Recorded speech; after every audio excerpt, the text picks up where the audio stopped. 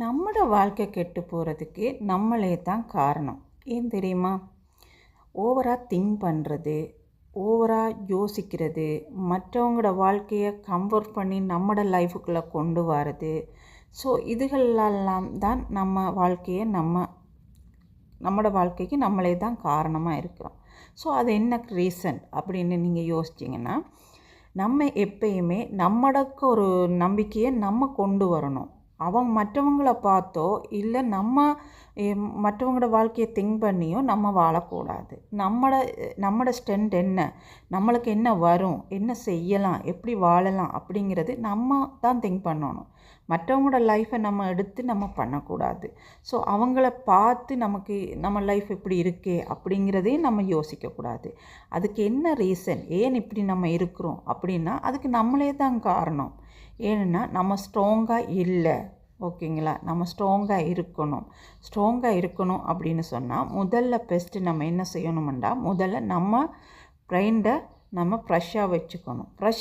Life வேறுன்றது நம்ம எப்பயுமே main settle வச்சுருக்கணும். ஸோ எங்களால் ஏன் முடியாது, அவங்களால ஒன்று வரும்போது ஏன் எங்களால் முடியாது அப்படிங்கிற ட்ரெண்டை நீங்கள் கொண்டு வரணும். உங்கள் நம்பிக்கையை கொண்டு வரணும். என்னால் முடியும், நான் சாதிக்க முடியும் அப்படிங்கிற இதை நீங்கள் கொண்டு வரணும். கொண்டு வந்தால் மட்டும்தான் உங்கள் லைஃப் மாறும். நீங்கள் இல்லை நாளைக்கு பார்த்துக்கலாம் அப்படின்னு நீங்கள் இருப்பீங்களா இருந்தால் உங்கள் லைஃப் அங்கேயே தான் இருக்கும். ஸோ அதனால் நீங்கள் நம்பிக்கையாக இருங்க. உங்களால் முடியுன்ற ஸ்ட்ராங்காக நீங்கள் வச்சுக்கொள்ளுங்க. அப்போ தான் நீங்கள் அடுத்த கட்டத்துக்கு போக முடியும். ஓகேங்களா? அந்த வாழ்க்கையிலேருந்து நீங்கள் மற்றவங்கள விட நீங்கள் அதிகமாக வாழக்கூடிய வாழ்க்கை உங்களுக்கு இருக்குது. ஸோ அந்த நம்பிக்கையை கைவிட்டுறாதீங்க. ஸ்ட்ராங்காக இருங்க.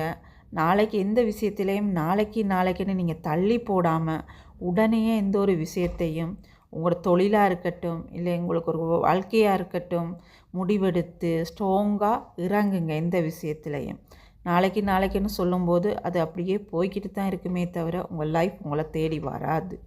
ஸோ அதுக்கான ஒரு மோட்டிவேஷன் தான் இந்த வீடியோ. உங்களுக்கு பிடிச்சிருந்தால் லைக் பண்ணுங்கள், ஷேர் பண்ணுங்கள், கமெண்ட் பண்ணுங்கள், சப்ஸ்கிரைப் பண்ணுங்கள்.